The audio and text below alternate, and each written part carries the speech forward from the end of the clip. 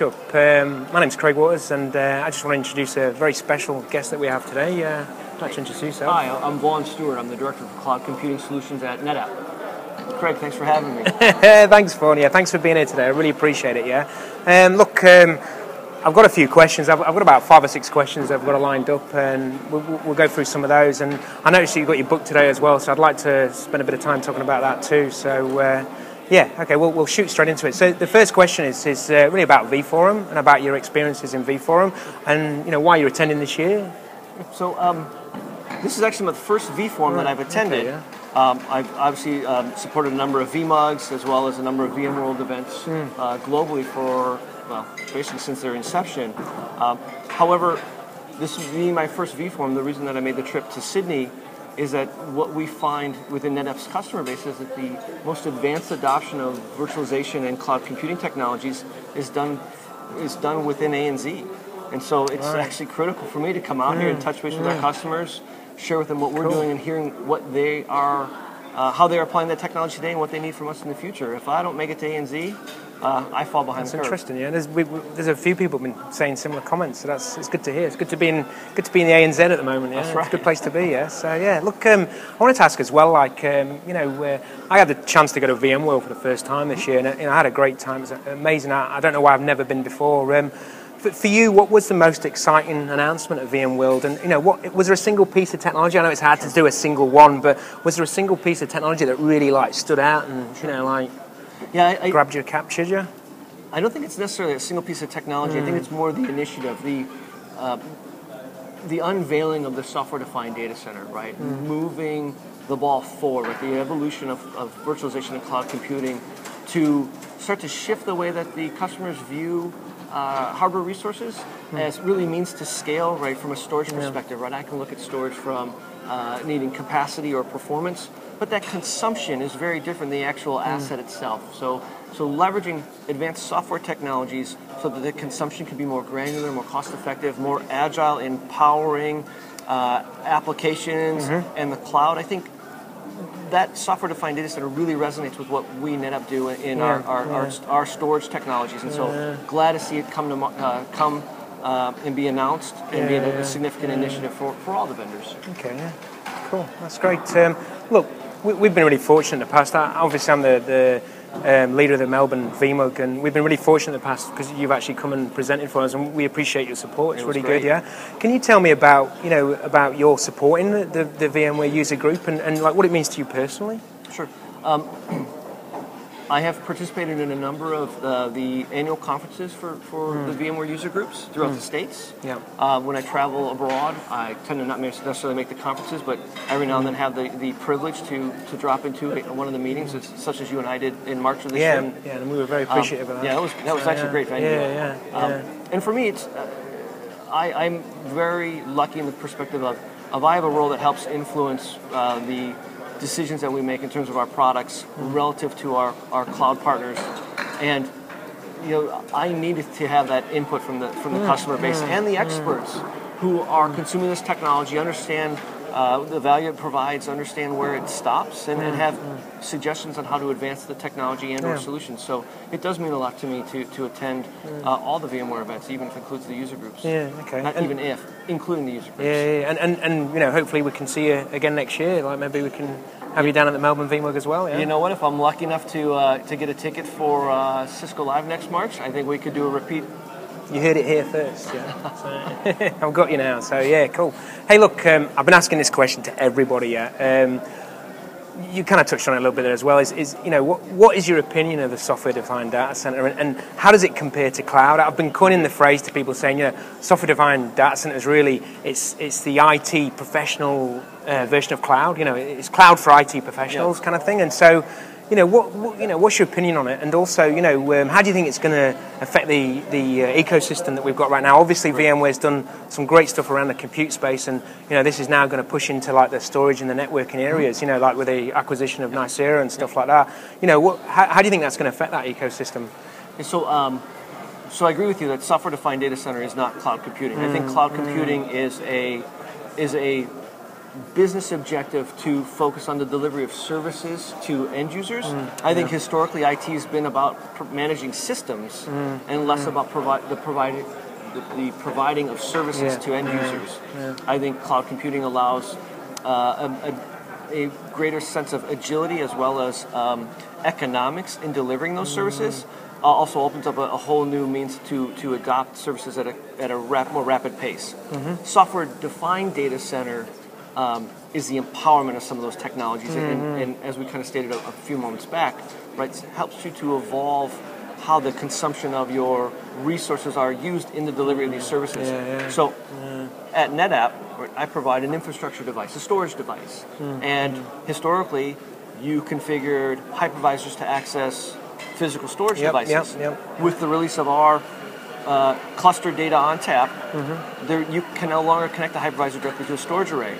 You now have software-defined storage profiles that, to the infrastructure, management tools, replication, API integrations, those are storage arrays. But they're software-based, so it means they can be confined to one storage controller, or they can consume the resources of all 24 nodes in the cluster.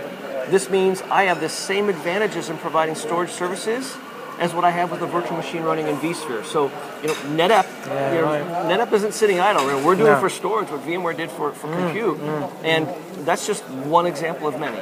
But yes, the software-defined data centers, to me, is truly a consumption, a new enablement in the consumption model that, again, helps push the envelope forward.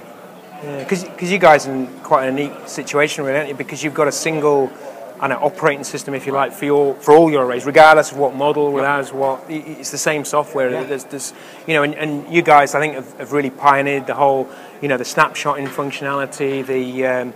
You've changed the way that we back up. I believe personally. I mean, I'm not evangelizing for you guys yet, but but no, I think there's some really good stuff out there. The stuff with Commvault, the stuff that's happened there. I think that it's just changing how we do stuff. So if you're at the vForum here, or if you attended VMworld's, one of the two VMworld events, you would potentially caught that we released Data on Tap Edge, which is our software-based storage controller. It is the same software that comes on the physical NetApp storage controllers, but now available as a VMware virtual machine or virtual storage array.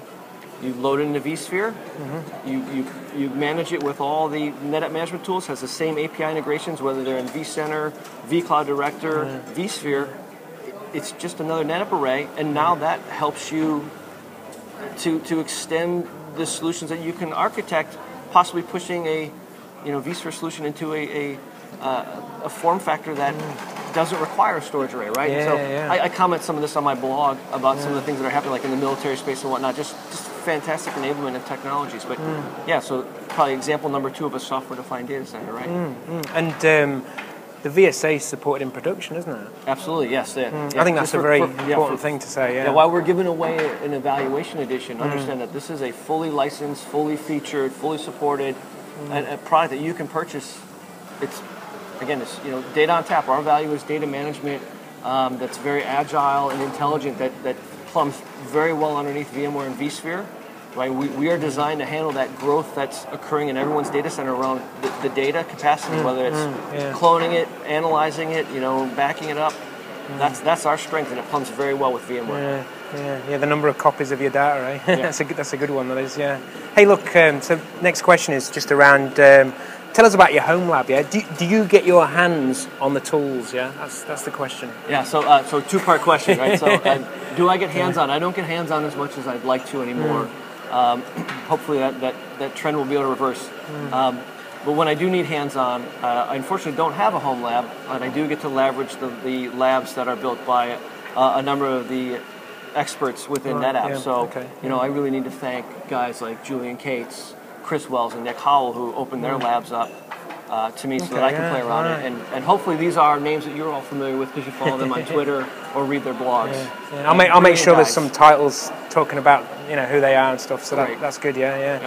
So do you find then that you are you get visibility on some of the technology through those tools? Is that what these guys do? Do they just say, Vaughn, come and have a look at this? We're doing the VSA stuff and we're looking at this. Is that the kind of It's really interesting. So in my current role, I help influence a lot of future product direction, where these guys tend to focus primarily on what's released or the next release. And so there's plenty of times where they come in and they're like, check out, I was able to accomplish some net new capability. Is there value to this in a customer, right? Is it something that we can really help advance a customer's business goals with? And more often than not, the answer is yes.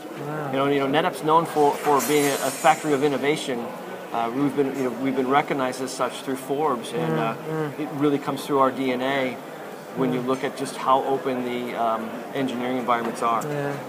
Okay, that's great. It's great to hear you. It's great to hear you guys are plugging away and looking at new ways. I think that's an important part of the IT industry. You, especially with this paradigm shift with the cloud and virtualization and it's an interesting time working in IT, So, and I think it's just going to get more interesting, as we move forward. So, look, I've got a last question for you. I'd also like to. Is it a provocative question?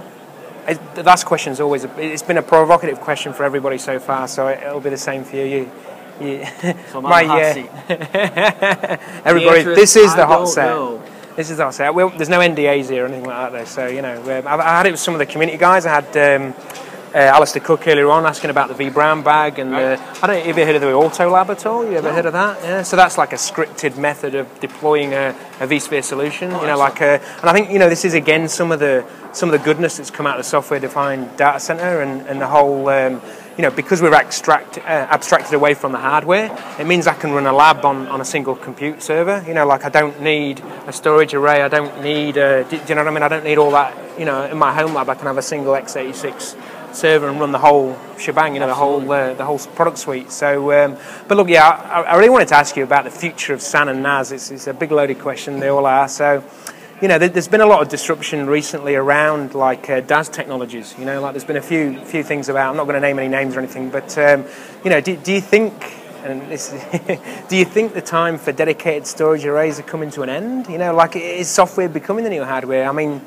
I know you guys have got the VSA stuff you're doing. It's a lot of it is about the software, but at the end of the day, it's the tin's there too, and it has a need. So I think that's a good question, and I'll give you my opinion, and I'm going to put a denotation, which is this opinion may only be good until I receive newer information in which I change my opinion. But you heard the first disclaimer here, so that was good, yeah. So I understand the concept of wanting to move all value into the software stack and really look at hardware as a commodity. I'm not sure that we're there today for enterprise-level consumption of software-based storage arrays to replace the physical arrays that are in our infrastructures. There's a significant amount of engineering effort that goes into optimizing the hardware that's in a NetApp array or frankly, EMC, HA, you name it. And those hardware optimizations tend to focus in areas that allow the hardware to provide the highest level of performance and scalability.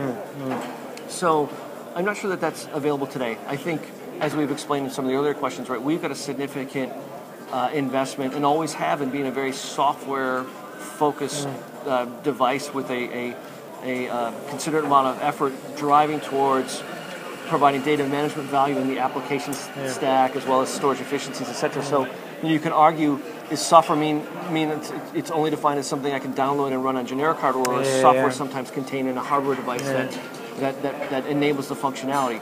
I think pushing forward, again, this is open to change. I think in the nearer term, I want to go back to your question. So, and I'm breaking it into two parts: SAN, NAS, and then DAS. I think in the near term, I don't understand the need for SCSI-based protocols in the virtualization space. I think, I've been waving this flag for a number of years that NAS is much easier in terms of scalability and management and integration in the virtualization space. It was never about protocol; it was about simplicity.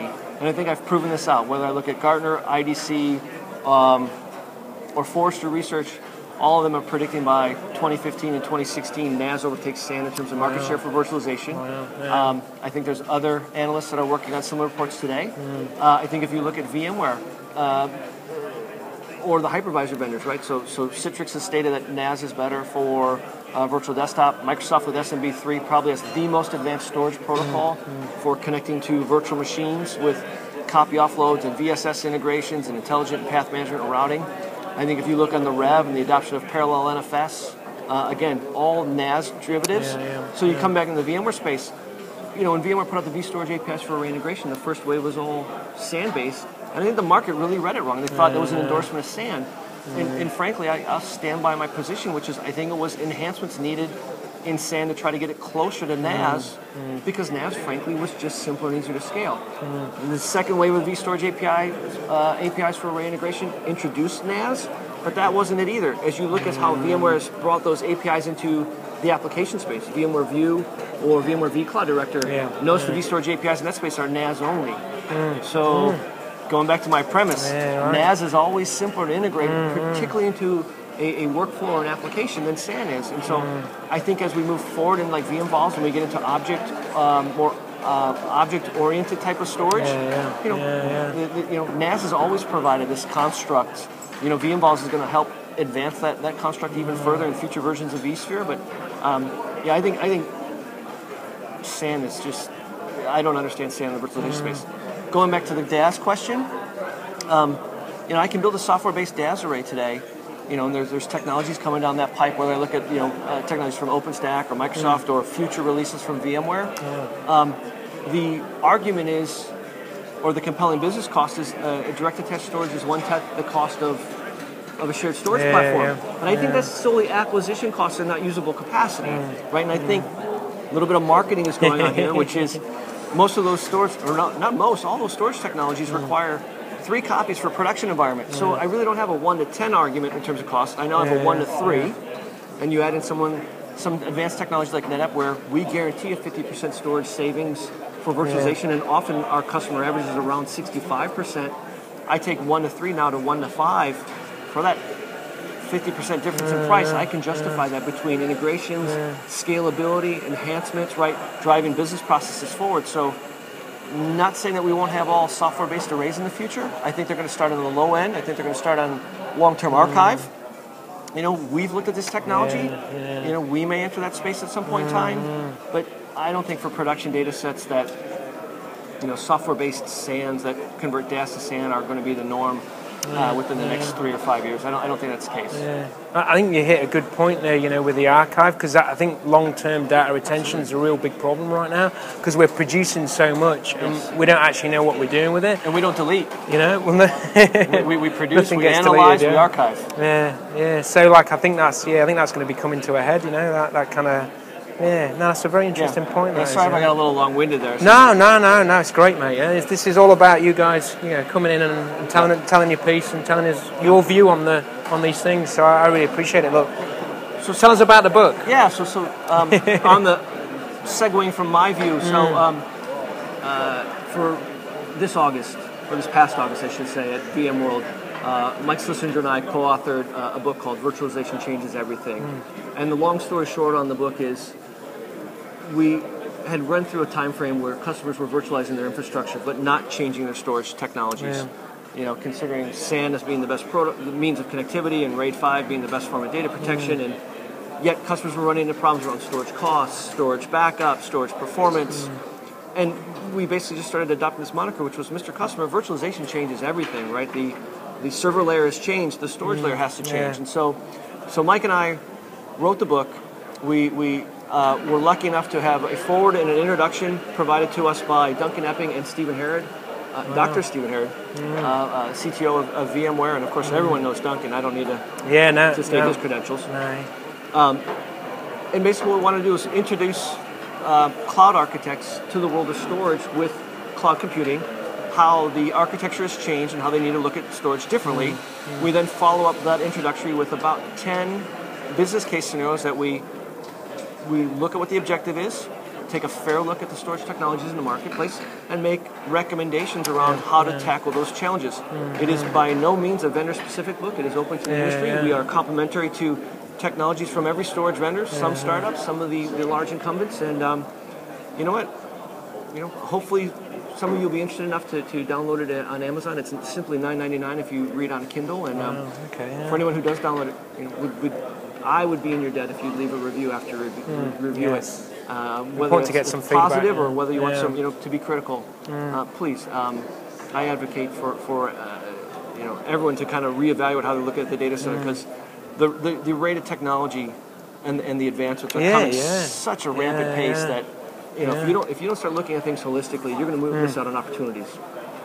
Yeah, no, that's a great point. Yeah, and look, Vaughn, thanks for having you. Thanks for coming on today, and I really appreciate you. My privilege. Hopefully, we'll catch up again. Yeah. Yep. Thanks very much. Thank you. Thanks. Yeah.